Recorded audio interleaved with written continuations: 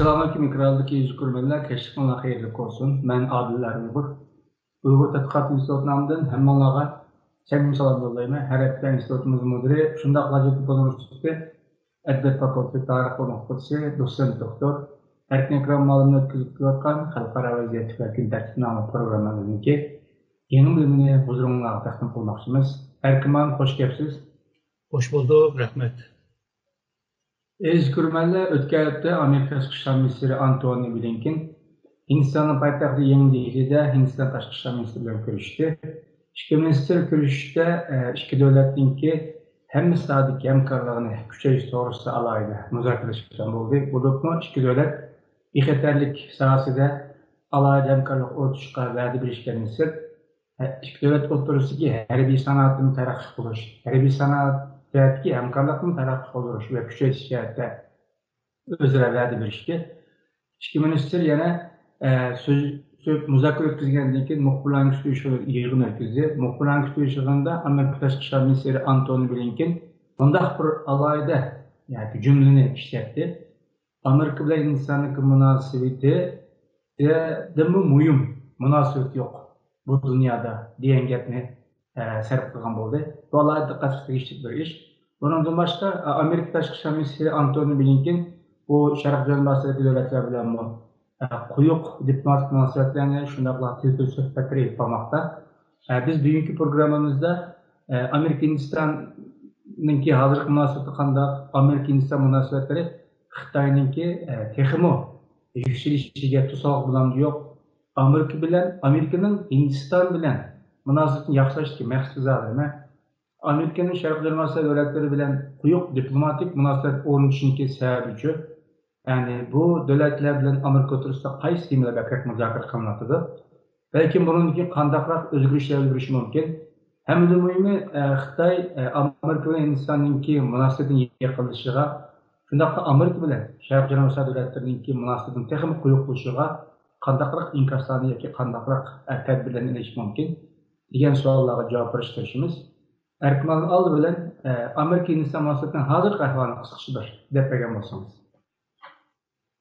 Aslında şu 1998-99 yıllardan itibaren yani Prezident Clinton'dan şu George Bush, Obama ve hazırki Biden olsun. Bunlar hemmisi Hindistan'a ehemmiyet verdi. Hindistan'a ehemmiyet verişinin ki esas bir sebep Hindistan dünyanın en çok demokratik bir devlet. Xilma-xil millet, xilma-xil din, xilma-xil til, xilma-xil felsefeye sahip olan rayonlar bir-birisiyle oxşmaydigan. Ana qıtanınki Jirak tarafı yani Çigra rayonda xilma-xil millet boğan. Bunda bir mürekkep bir rayon nedeniyle qıta desek mi oldu? Bir demokrasi bir sistem bile, demokratiya bir sistem bile bunu başvurup kelgan ve bu cihette nayte çok galibiyet kazanganlığına işindir galiba. Şununla bu öz vaxtıda 1998'de Hindistan ve Pakistan her ikisi atom bomba sınavını ve şundakla kıtalar arasında uzun mesafelik müdahaleki roketlerini işlep çıkargan çağda Pakistan'da çıkarak tenkit kıldı. Hindistan'da belki tenkit kılmadı çünkü bundak bir hakimiyet demokratiye bile beslengen bir hakimiyet insanlıkka ziyan vermeydi deydi. İkinci bir məqsəd bolsa, şu Xitayga takabul turalaydigan bir güç de gördü.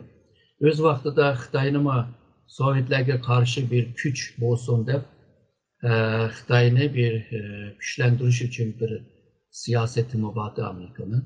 Çünkü aciz bir Xitay Sovyetlerge karşı çıkamasa onun o kozunun bir manası yok. Şununla Hindistan'ı güçlendirip şu bir koz haline Xitay'ını tamponlaştıralaydıgan bir koz.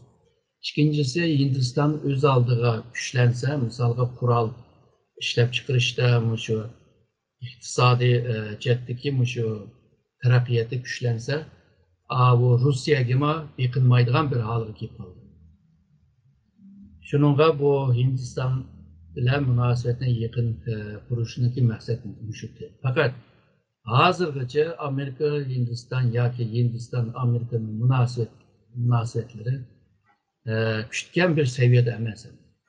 Mayli bu iqtisod bo'lsin, tijorat bo'lsin, qurol setish bo'lsin va strategiya jihatda hamkorlik qilish jihatdan bo'lsin.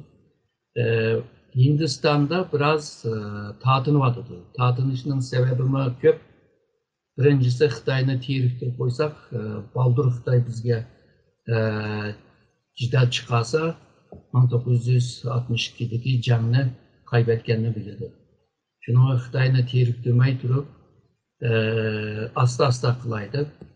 Shuninga boshqa davlatlar bilan bek yaqin munosabat qurib kelamagan Amerikalar. İkinciden bular 1950'den itibaren şu bağlanğanlar, bombagan devletler birliği degan birlikni qurgandı bular. Hem de tercümesi to'g'rimi bilmayman. Yani biz ittifoqdoshlar teşkilatını kurmaymiz ama hamkorlik qilamiz deydigan bir siyasi an'anasi bor. O'z vaqtida baş minister bu Nehru'nun siyaseti. Şununla bazı devletlerle yakın münasebet, yani ittifaktaşlık da seviyede münasebetini kurmaydı. Ama Sovyetler bile yakın bo'lganda Rusya bile yakın. O yalğızlar kural setişleri emas, iqtisadi ticaretde mi şunday qo'yiq münasebeti var. Anda deydiyse maatçette mandaq bir qılıqlarımı var. Üçüncüsü belki bu tarihi analizsinden kelidir bir düşünce, bir felsefe düşünce.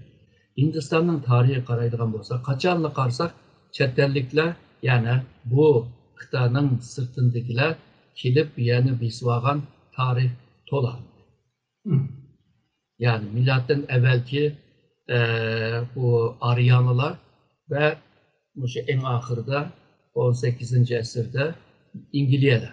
Misal değil mi? İngiliz bir şununla chatga qarta bir nemisi var. Biraz tatıncalık mı deyimiz mi?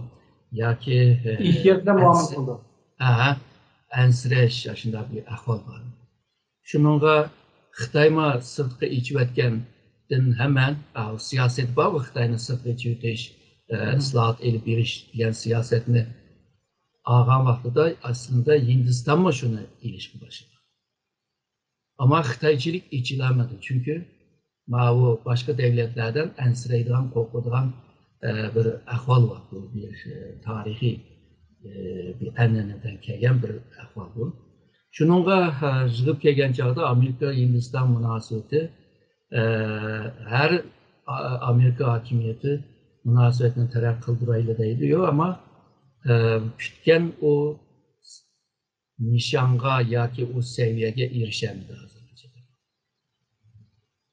Alıp bu Amerika bilen Hindistan nasıl texim küşeyse, yoki hemen sahada quyuq munosabat o'rnatsa, bu Xitoyninki yükselishi qismoqlandi yo'q. Eğer de Amerika Hindistan münasebeti güçlense, bundan keyin mevcut bo'lgan Hindistan Japonya strateji hamkorlik münasebeti güçlense, hem de bu Avustralya Hindistan münasebeti yakınki yıllarda yakınlaştı. Bu güçlense, bundan keyin Hindistan'ın özünün şarkı siyaseti de isimlegen, şu Cenubi Şark Asya devletleriyle münasebetlerini yakın kuruş. Eğer de Hindistan şu men degan münasebetlerini güçlendirgen vaxtida Xitoyga taqabul turalaydı. Hem de bu Xitoy Pakistan ortak güçkima taqabul turalaydı. Aksine Xitoy Pakistan hazırki men degan Hindistan'dan ensiraydi. Bundan keyin Hindistan'ın burundan tortib şu Afg'oniston ve Afg'oniston'ın şimali O'rta Osiyo ile yakın münasebet kuruşunun niyeti var. Burundan tortib bu bir strateji nişan. Ondan keyin dengiz tarafdan, yani İran bilan münasebetini kurup, şu Türkiye'den Akdenizgacha bir münasebet kuruş. Şunun bilan Hindiston qit'asi, abaqa men degan Yevrasiya qit'asini birlashtirgan taqdirda Yevrasiya rayonidagi mayli qanday mahsulotlar bo'lsin, misolga petrol deymiz, neft deymiz, tabiiy gaz deymiz, undan keyin xil ham modda deymiz, hammasi Hindiston orqali kelalaydi va Hind okyanus orqali dunyoga ichilalaydi. Hindistonninki strategiya tushunchasi bu. 1950'lerde baş ministri Nehru'nunki muhim bir sözü var. Hindistan bolsa birinci derecelik devlet bulundu. İkinci derecelik devlet bolsa Hindistan hiç güçlenemedi. Ama Hindistan'ın güçlenişi şu kıtanı Hindistan'a bağlap şimal tarafına demekçi ve Hind okyanus'a kirişideydi. Yani evet ben degan gapmanki o'zim bilmişim. Hamda Hind okyanusdagi eng kuchli harbiy kuchi Amerika. Hindistonma o'z oldiga cheklik bo'lsa, o'z oldiga u rayonniki kuchi. Xitoy shuningga bu kuchni parchlash uchun Sri Lanka deymiz, Burma deymiz, yani Myanmar deymiz, Tayland deymiz, Pakistan deymiz, bularla ayrım bir harbiy chetdan, yani mutafiye chetdan, xavfsizlik chetdan munosabatni qurib, Hindistonning abaqa degan o stratejisini bölüp atıdı yani. Yani çeçip atıdı değil, bölüp çeçip atıdı değil. Şunu bunda bir peyde Hindistan hem Xitay bilan ilip beriyotgan ticaret ve iktisadi hamkorlikdan qutlamayotidi. Hem Amerika bilan chingaroq bir strategiya munosabatni qurib bu ishni ilib berishdan nimqlamayotidi, seviyasiga kelamayotidi. Shuningga hozirgi bir paytda Hindiston shundoq tortinib qilib o'zini rahat bundoq o'tirga tashlab chiqqan bir ahvol yo'q hozir. Blinkenninki kelishimi tabii bu Hindistonga bir cesaret bergan bo'ldi. Bu cesaret bilan birlikda O'rta Osiyoga, misolga Afg'oniston masalasiga qanchalik arishalaydi ko'rimiz oldimizda, chunki aralashmasi bo'lmaydi. Misolga Hindistonninki mana bir ko'z qarashi bor, tarixiy bir ko'z qarash.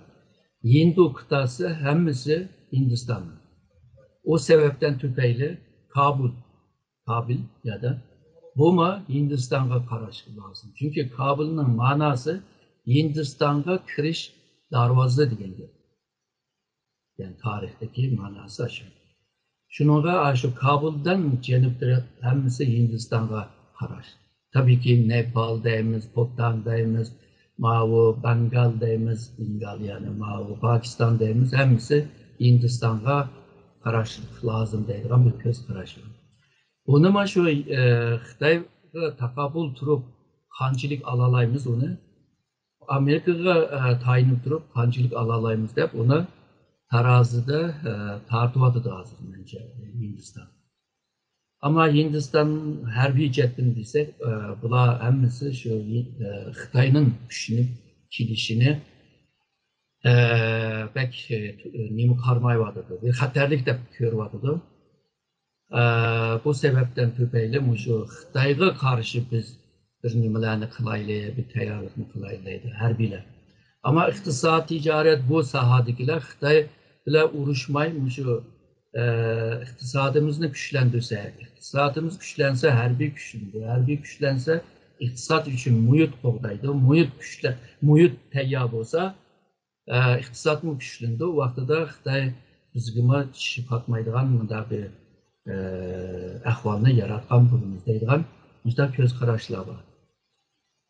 Boshqa Hindistonda xil ko'z qarashlar bor, ama bu murakkab bir xil ko'z qarashlar Hindistonning o'xshash birla siyosetni ilib berishni biraz buzyapti deydi. Demokratiya bir devlet bo'lgandan keyin hamma ovozlar, ham xil ovozlarni chiqadi ekan. Shunga Hindistonning ishi pek o'ng'ay emas. Hozirgi hokimiyat hamda evvelki mürekkeplikini yo'qotish uchun Hindu milletçiliğini qo'zg'andırıp, o birlikni qo'g'dashga tirishadi. Ama bu Hindistan'da nurg'un Müslümanlar var. Yani nek sanını bilmesek mi 180 milyon nüfuslu bir Müslüman nüfusu var, bir nüfusu var. Ha, Sunni var, Şii var, onun dekin bu İsmailiye var, hıl tarikatlar mı var, doğru. Ama Hinduizm güçlengen vaxtıda şu Müslümanlarıma bir isim buldu. Sikh deydiğen bir millet var, ulağıma bir isim buldu. Şununla aslında Hinduizm yani bu Hindu milletçilik aslında yani Hindistan'ı birleştirildiğin bir siyasi esvap emesin. Hindistan hazır şu demokratiye tüzümünü mekemleştiriş ve şundaqla kanunun üstün boğanlığını, kanunga boğan işençilikini güçlendiriş, bütün halk şu sistemge, kanunga, tüzümge bağlanıp bütün boğan vaxtıda belki Hindistan'ın içindeki o ebemendigen mürekkeplikini bir xil halıga ekilip, belki o vaxtıda onun bir Xitayga taqabul turalaydigan, Amerika bilan to'qmay hamkorlik qilalaydigan bir halıga keldi deb o'ylayman. Shunda bo'lsa, hozir Hindiston, Yaponiya bilan Amerika bilan azroqdan bo'lsa, harbiy manevrlarga qaytilib, ularningki siyosiy strategiyalik yig'inlarga qatnashib, nimalarni qilyotdi, hamda ichilyotdi, nagacha ichildi, hamda uni hamda bir mezgil kuzatib turish lozim. Malum hazır Amerika ile oturup çıktı münasebet bağlantısı şunu atıyor, yaxşı atıyor da varsınız. Onun için Anthony Blinken'e ondan bir sözünü kaldı. Dünyada Amerika ile Hindistan oturup münasebetten tekrar mühim olan intan az münasebetler dedi. Yani iki devlet oturup münasebetten intan yaxşılıkın takipçileşi olan olmuyor ya da. Ondan başka Amerika'nın Şarkı Cenab-ı Asya devletlerden kuyuk diplomatik münasebet orunu tutuldu. Mushkul ahvollarga qarshi Xitoy qandaqroq inkaslarni qaytaryapti yoki qandaq farqni qilyapti? Aslında bu Prezident Trump'nınki vaxtıda Xitoyning şu İpek Yolu stratejisiga qarshi, bo'libmi dengiz trafikiga qarshi, Obama'nın vaxtidagi o TPP degan ism berilgan, yani Trans-Asya Pasifik İqtisadi Şerikler Hamkorligi degan tashkilotni qurishga tirishgan Obama'nın vaxtida. Trump uni chiqarib etib yerga Hind Pasifik strategiya konseptni yaratgan bo'ldi. Ko'z qarash yaratgan bo'ldi va ichini to'ldirishga to'g'ri keldi. Yani Hind okyanusidan Pasifik dengizgacha bu yerni xavfsizlik ostiga ilingan taqdirda Xitoyning dengizdan o'tadigan İpek Yolu osonla kontrol ostiga og'ir bo'ldi. Bu sebepten tüpeyli Xitoy şu Trump hükümeti ketgandan keyin bu siyosati tugaydi deb o'ylagan, ama hozirgi Biden hükümeti shu Trump'ningki o'tirib qo'ygan va buni texmi kengaytib ve Trump'ın vaxtida bir ichki sherik davlatlar qilaman degan, u da hokimiyatda texmi keng ko'lamda nurg'un davlatlarning ichiga olgan Hind Pasifik strategiyasini amalga oshirishga tirishganligini Xitoy ko'rdi. Xitoy bundan ansirayotdi. Shuningga ba'zi gaplarni qattiq so'zlayotdi Amerikaga. Bunun sebepleri var. Birisi Xitoyma milletçilik tuygusunu oynayotdi. Yani bu tuygunu siyaset esvab qilib oynayotdi. Shuningga Amerikaga ching'aroq chiqmasa, ichidagilarga javob berolmaydi. Xi Jinping'ninki o heybetlik haliga bir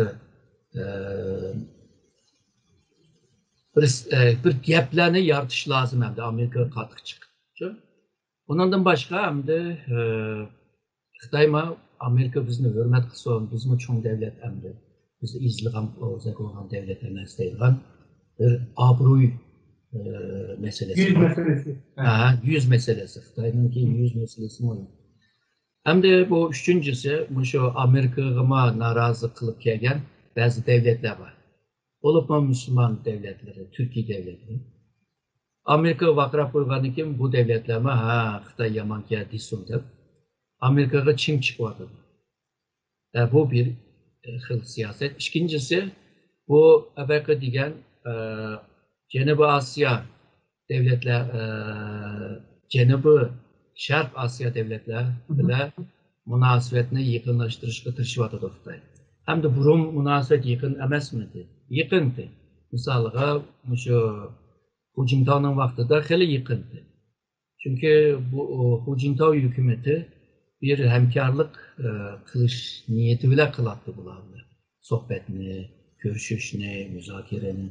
Ama Xi Jinping kelgandan keyin o'xshamaydigan bir holga keldi. Misalga Yang Jiechi, yani bu partinin tashqi ishlarga mas'ul bo'lgan shaxs.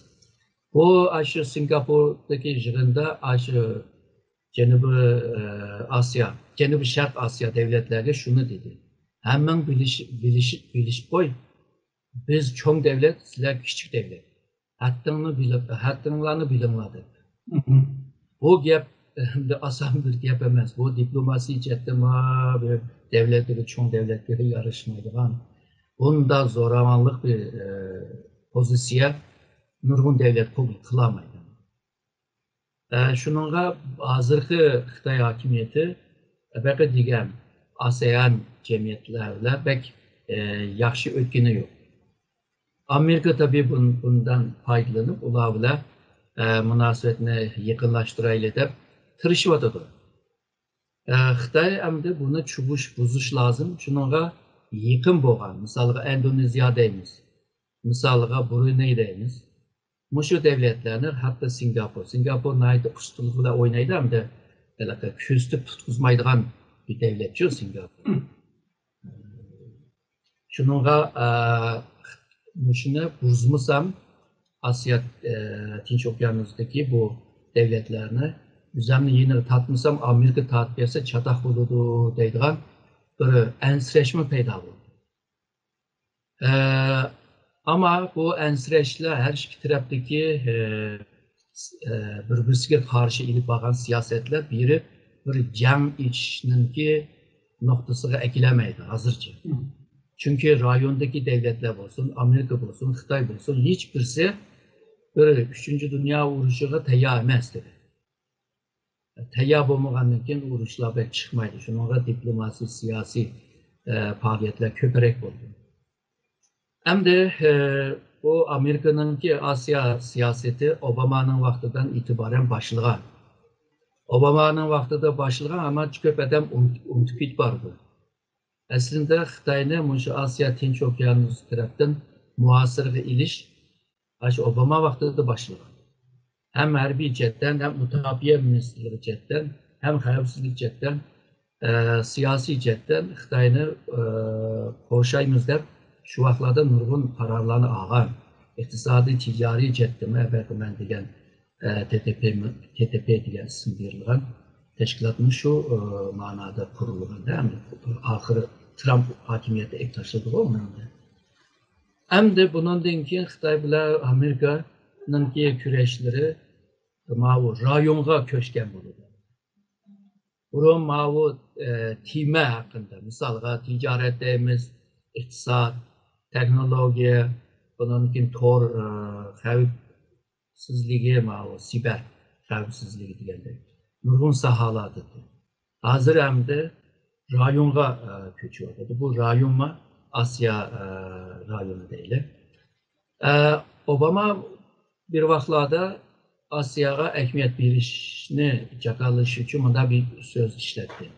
Ben hem Atlantik hem de Pasifik denizindeki Amerika'nın prezidentiydi. Yani her iki deniz Amerika'nın menfaati ve uygun. Şununla Asya Tinç Okyanusu bu rayonu ama Amerika'nın menfaatiga bağlanıp ve bu yerge bizma kirmez diye. Yani bu gapni Obama degan gap emas. Obamadan evvel, yani 60-70 yıl evvel Amerikan prezidenti Roosevelt'ninki so'zidir. Shundaqla bu Roosevelt'ninki so'z emas. 1870'lerde Kaptan Maha'nınki sözüdür. Kaptan Maha Amerika'nınki strateji mütehassisidir ve onunki bişidir, peşvasıdır. Onunki ideyası ile Amerika devlet oldu. Yani içki dengizge hakim buluşu ve içki hoşluğu ile yakın ötüşü degandek ve Amerika oldu. Yani demekçi boğunum, Amerika bu Asya Tinç Okyanus rayonuna taşlap koymaydı. Hazırda mən degan sebep onun biri. Bundan keyin Amerika bu rayondaki devletlerle zıç ticari iktisadi münasebet var. Xitay, Japonya, Güney Kore, Tayvan, Hindistan degandek. Dünyanın en çok iktisat devletleri. Bularla münasebeti yıkın. Ondan keyin bu rayondaki bazı devletler Amerika'nınki xavfsizlik cetten qo'llab qilishini mı xalaydi Xitoyga qarshi. Şunaqa Amerika bu yerda o'zininki bir vazifa deb ko'rdi. Şunaqa bu dunyoninki iqtisodiy ticari merkez Asya Tinch Okyanusiga qayg'ashgan. Amerika bu yerni tashlab qo'ymaydi. Rayondagi xalqma Amerikadan mas'uliyatini icra qilsin deb talab qilganligi Amerika bu mas'uliyatini icra qiladi. Hem en mühim olan Xitayning yükselishi bilan mushu rayondagi ve Xitayning etrafındaki keng rayondagi tamponliklarni hammani buzadi. Shuninga Amerika hamda Xitoy bilan yetishib yeni bir tamponlikni qurib chiqishga to'g'ri keldi. Shuninga bu Amerika Xitoyning arasında bundan keyin bundaq jidallar devam qiladi. Ama bir gapni qisqa qo'yay, Amerika'nın ilib yurayotgan bu siyosati Xitoyga qarshi bütün degan siyasetleri hammasi kona. Yani Xitoyni to'niyalaydigan bir kona siyaset. Hamda bugungi Xitoyga qarshi, chunki Xitoyning yükselishi ve shundaqla jeopolitik bütün tamponliklarni buzaytgachga yeni bir vaziyat yaratildi. Yeni bir vaziyatga qarshi yeni bir siyaset lazım. Soğuk uruş vaktindeki zihniyet bile bu bir netice aldı Amerika. Ama o neticeni bugün yana tekrar işletmen diyen vaktidə belki çok bir netice ilişkiyim buldu ama eğer de yeni yolunu tapsa, Xitay'ı tanıyamasa, şununla Amerika uftalaydıran bir ahval peyda bulur. Bana bir şey bir söz olsan, Amerika sizgendek yeni bir zihniyet, yeni bir düşünceni Xitay'a karşı hissetip yetti mi yetmedi mi? Yetti desek olan da. Bence hükümet bunu his kıldı ama qanday qilishni o'ylavadı deb o'ylayman. Onundaki Amerika'da şu nima tushuncha ambari deymizmi? Akıl ambari. Ha, akıl ambari. Yaman ko'p bor. Yani dünyada 7 mingga yaqin bor. 3 mingdan ko'parigi Amerikada. Dünyanın en ilg'or 500 üniversite bor. 300'den çıkı Amerika'da. Demekçi bu yenilikni yaratalaydigan bu Amerika'nın gücü var. İhtiyaç tuyulgan hamat bu yenilikler yaratılıdır. Çünkü her kanda peyda bo'lgan narsa ihtiyaçtan töpeylidir. Bu ihtiyaç tuyulgan hamatta hemen bu peyda bulunur. Soğuk uruş vaxtıda mı 47'de başladı deb qo'yaylik. Şu vaxtıda hem de bu Sovyetlerga karşı qanday qilamiz deb Amerika'da nurg'un talashlar çok ketdi. Kongrede mi shundaq, hükümette mi shundaq, yani tashqi ishlar ministrligi mi shundaq. Bundan keyin akıl ambarlarida mi shundaq talashlar chiqib ketdi. Ama u yerda birisi cho'ng rol oynadı. Yani bu Amerika'nın Rusya elçiliginde ishlaydigan bir officer George Kennan ismi. O Washington'a bir doklat yazdı. Hem de mahbiyetten töpeyli ona doklat ile, telegraf ile yazdı. fotoğrafını. Ve telegrafta hem de bir makale yazış, bir rapor, doklat yazış asa emez. Şununla bununki bu telegrafın ismi uzun telegraf. Ve imza kıvılcıma X-Men. Yani Hüşür'ün. Yazgandaki o vaxtdaki Amerikan hükümeti Truman prezident o onunki bu göz kararını kabul kılıp ve Sovyetlerine muhasırga iliş siyaseti şununla başladı. Ve bütün siyasi, iktisat, ticari, mavi xavfsizlik, mütafiye, diplomasi, hatta mavi kıymet karaş her sahada Sovyetler'e karşı bir hücumda başladı. Şununla hazır mı aşındak bir X-Men ihtiyaç var mı? Yanılı şundak bir prezident gibi ihtiyaç var. Çünkü bazı vakalar, bazı terakkiyatlar okşaş vakitte bir noktada birbirisiyle uçraşmışsa belki o çok bir terakkiyat, o belki olması mümkün. Ama Amerika'da bu potansiyel var. Amerika'da bu işin güç var. Kandak işletiş ve kandak kabul kılış meselesidir. Muallim programımızı Moğol'da aklaştırsak, bizimki hem Şarkı Türkistan meselesiyle ya Uygur meselesiyle çoğun devletler asasen köngülde atıdı. Hindistan kandak karar bizim meselemizde. Hindistan bir Tibet meselesiyle aralışıp kılıp geldi. Ama Xitayning jiq bisimig'ini uçurdu. Şununla bu Tibet meselesiga bir mesafelik bir siyasetini ilip geldi bugünce. Şununla bu Uygur meselesiga yanı çetişip kalmaylı deydigan ensirash var. Çünkü Hindistan'ın kimi chegara rayonunda az sonliq milletler var. Xitayma hazır aşılarını tadqiq qilib, aşılarının arasında şu g'ayvatlarni tug'dirib, paydo qilib qilyotdi. Ne pasaplarını? Ha. Şununla bu Hindistan bu Uygur meselesi aralışıp kalsam bu Xitay tekimi akilab ketami bu işini belki evcilleştirip ketami deydigan bir ensirash var. İkinciden Tibet meselesinden köydü. Hindistan bilan Xitay chegarasi deyotgan o chegara aslında bir qismi Tibet bilan Tibet rayoni bilan munosabatli. Yani Tibetni qo'g'dab qolsa, misalga Tibetning mustaqilligi bo'lib qolsa, hozirgi Hindiston Xitoy arasında talashayotgan ve Hindiston ichidagi zaminlama Tibetga o'tib ketadigan ahvol bor. Chunki tarixda u yer Tibetning yeri. Şununla Tibet meselesinde bunda kıyınçılık var. Uygur meselesi kelsek yana şu Aksay Çin'den şu Keşmir rayongacha nurgun rayon var tarihte Şarkı Türkistanlık'ın yeriydi. İngilizler sızıp bölüp algan ahvallar var. Uygurlarını kollap kalsak nimi bola deydigan ahval var.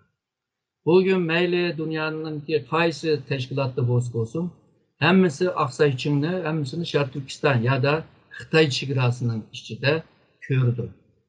Uygurlar. Bilip bilmey. Ama bir Hinduluk kilip teşkilatının ki haritasiga qarab, Aksay Çin Keşmir rayonuna andaq sızıvagandan kinla bu Uygurlar bu Hindistan'ı qollamaydı deydigan tushunchaga kelib bo'ldi. Uygurlar jiqimi bilmeydi bu ahvallarni. Şununla bu Hindistan hükümeti bulup ensirash var. 62'deki jangda aladigan zemini alamadı. O zemin hem Şarkı Türkistan hem Tibetni alakadar kılgan mesele. Şununla hazır bunu çekinip kalsak, onun için Xitay terkip yanı bir oyunlarını oynamasın deydigan bir ensirash var. Ama Hindistan cemiyeti, Hindistan bu matbaatları bunda emez. Tibet meselesi, Şarkı Türkistan meselesini devamlı gün tertipte ekildi. Hükümetke devamlı şu tavsiye kıldı. Bu işlerge aralışınla çünkü biz demokrasi devlet, insan hakları bulmagan müstebit bir devletke Hindistan mı karşı çıkışlardı. Onda bunda da tavsiye kılıp teşvik kılıvatkan bir matbaa, medya var Hindistan'da. Hem de bu medyanın ki bu küçük ertugün Hindistan hükümetine ya ki hərbi koşullarına kanda təsir yetkizdi. Onu hem de aldığımız yılda görürüz. Eski görmemiz bugünkü programımızda Amerika Hindistan yakılışındaki Xitayning güçlüyüşke tuzağablarını yok degan temin so'rigalda analiz yapardık. Ertimam sizin köp rahmet. Ben rahmet ettim.